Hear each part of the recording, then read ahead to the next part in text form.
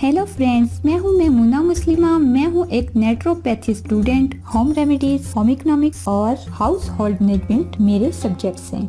खुशबू एक ऐसे खुशगवार एहसास का नाम है जो हमारी याद पर एक गहरा असर छोड़ जाता है और दोबारा वही खुशबू महसूस होने पर हमारा एहसास दोबारा जिंदा हो जाता है। खुशबू जितनी फरहत बख्श और ताजगी का एहसास दिलाती है, बरक्स इसके बदबू हमारे जहन में एक नागवार एहसास पैदा करके हमें किसी जगह, वक्त या इंसान की याद ताज़ा कर देती है।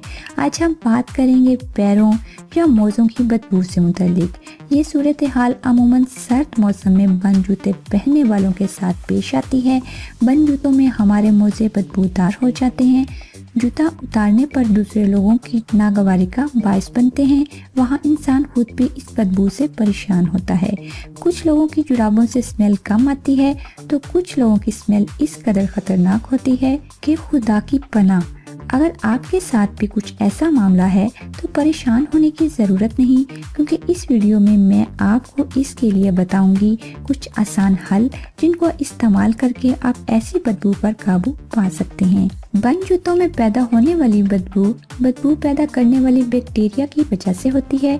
अगर हम बैक्टीरिया की अफजाइश को रोकने में कामयाब हो जाएं तो बदबू खुद ब खुद खत्म हो जाएगी।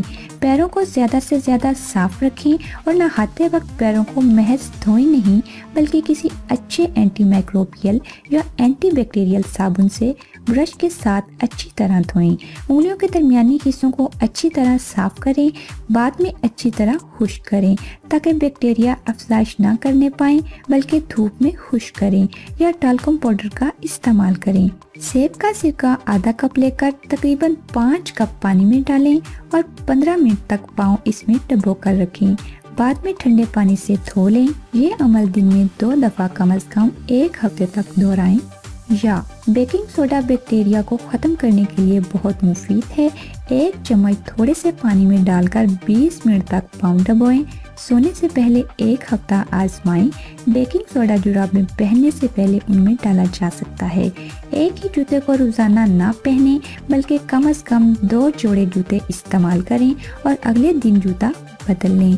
बदले गए जूते को अच्छी तरह खुश्क होने के लिए किसी हवादार जगह पर रखें।